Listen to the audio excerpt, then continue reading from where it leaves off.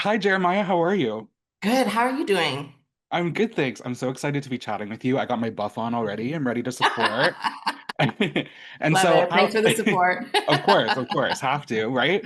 And so, how are you doing? The premiere's around the corner. And so, what's the reaction been from friends and family since the cast was announced? Yeah, so I actually told my friends and family that I was going to climb base camp Mount Everest, and Right. that was like my cover story. My dad was the only one who knew that I was actually going to play Survivor. So all my friends thought I was climbing base camp, but turns out, I was in Fiji, I was playing Survivor, I was starving, I was hot, and so I'm feeling so many emotions about the premiere coming up next week. I kind of feel like I'm living in the Twilight Zone. I've been a fan for like 24 years, and to be an actual cast member, to be like one of the 12 Canadians ever to play this game, is like so surreal and so cool. Right. And so you made a point to like surprise your mom that you were on the show. Was it Yes. just because they like were laughing at you about applying, or was there some other reason that you wanted for her specifically to be surprised? Yeah, so when I originally told my parents that I applied to be on Survivor like many, many months ago, they laughed in my face. It was kind of a like, yeah, you would never last on Survivor. You would never step foot in Fiji. And so when I started going through the application process, my mom is a Gemini and she has the biggest mouth and she gets so excited and she will just tell so many secrets out of love. And so my mom was like, my best friend. So I needed to kind of like keep her in the dark so that she wouldn't blow my cover because you are signing so many non-disclosure agreements. Like your lips are sealed, you tell the wrong person and you're eliminated from like the whole process. And so part of it was I knew she'd be so excited and so supportive, but also was she just can't keep a secret. That's amazing. I have family like that too, so I feel you. Yeah. And so you grew up in Windsor and then you moved to Toronto, right? And so I'm wondering if there's like parts of each place that kind of represent you because it was like a blue collar town, right? Versus a more like hustle bustle diverse city. So have they shaped you in any way, each place? I think growing up from sort of like Windsor is a very small town. It's not really small town, but it is small town. And so I feel like my core roots of like being a genuine person, being kind, and just accepting people are sort of something that I kind of like grew up in that type of environment. And then Toronto, again, we in Toronto, everyone accepts everyone for who they are. It's a really big city. There's just so much happening. Everyone's kind of like doing their own thing. So I think you'll definitely see a lot of like the Windsor elements show like who I am as a person playing this game. That's amazing. And so you touched on this already a little bit, where there's like these Canadian castaways that have done really well in the new era of Survivor. Going into the game, was there a specific Canadian player that you wanted to try and emulate their game or play like them? Was there any thought to that? Oh my gosh, that's such a good question. And no one has asked that question before. And I feel like casting has done like such an amazing job of like casting so many unique individuals, especially from Canada. And because there's only been 12, like we're all so unique in so many different ways. So I just haven't seen a Canadian player like me before.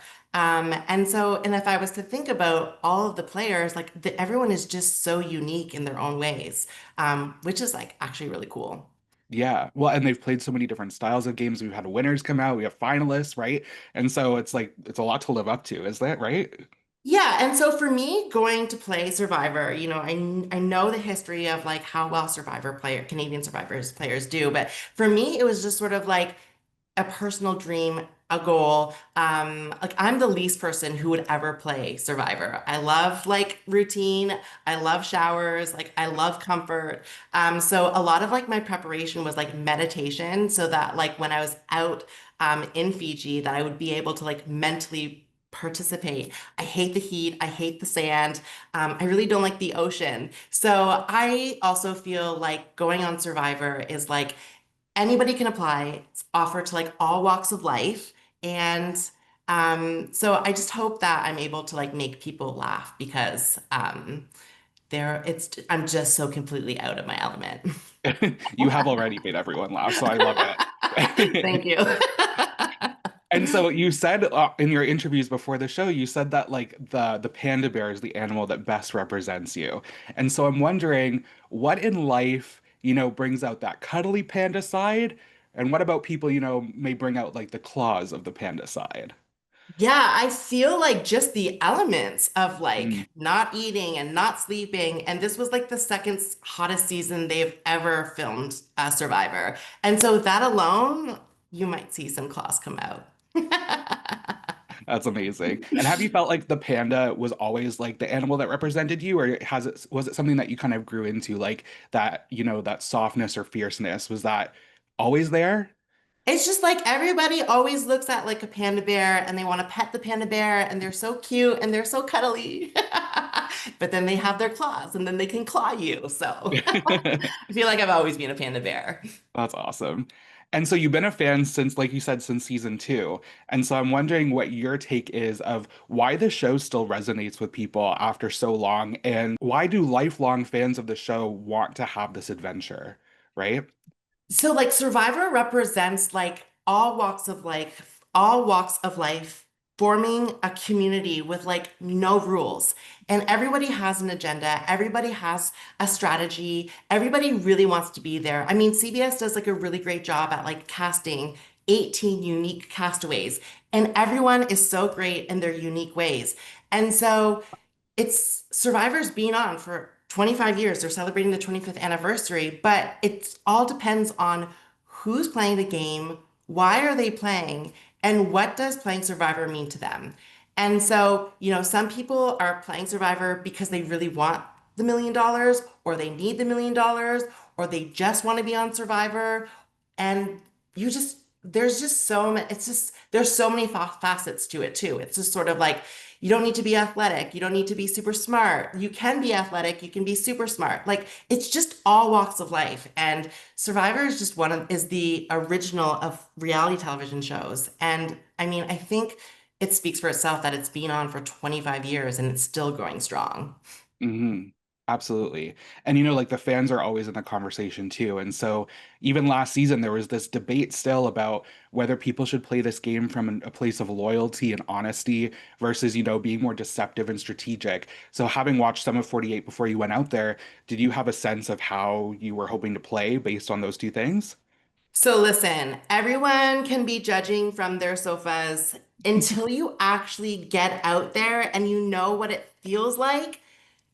it's it's so completely different. And I feel like I walked in having a strategy, and then you see who your tribe members are, and you're like, wait, this isn't gonna work because somebody is just like me, or there's a very like there's just so many different elements to it. And so you have to think of multiple strategies. You also have to adapt like pretty quickly too. And so it just depends on like how you want to play the game. And so there's no wrong way of like loyalty. Do people like when people are loyal? Well, no, because they want really great blind sides and really great television shows. But the cast members, they want that $1 million. And they're trying to, progress further in the game. And so it's a bit subjective in terms of, what the right strategy is. And like you see past winners all have different strategies. So there's no right or wrong answer. That's very true. Yeah. And I know you can't say too much, speaking of all that, but is there one word that kind of captures this whole adventure for you? Like being on the beach, being in front of Jeff, like what's one word that you think describes this entire thing? Surreal. Mm, It's so surreal. yeah, that's amazing. And overwhelming, I would feel too, right? It's crazy.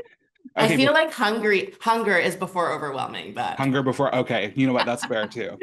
All right, yeah. so before I let you go, I want to play a lightning round game that I'm calling Torch It or Keep It. Okay, Okay. torch it or keep it. And so what I'm going to do is I'm going to list off a couple different twists or gimmicks or elements of the game Survivor, and you're going to tell me if you want to torch it, you want to get rid of it, you don't want to see it in the future, or you Okay, want to keep it and you want to see it in the mix as a fan in the future. So you don't have to cool. say anything else, just torch it or keep it. Okay, Ready? Okay. So the first one is journeys. keep it. Knowledge is power. Torch it. The three-way shared amulet idol. Torch it. The final four fire making. Keep it. Idol nullifiers. Keep it. Tribe swaps. Keep it. The rice negotiations with Jeff. Toss it. And do you want to torch a final three and make it a final two? or keep it final three? Keep it. Okay. Awesome. Thank you so much, Jeremiah. I'm so excited to watch this whole adventure back with you. Really Yeah. appreciate you speaking with me. Thank you. Nice to meet you. Nice to meet you. Bye. Bye.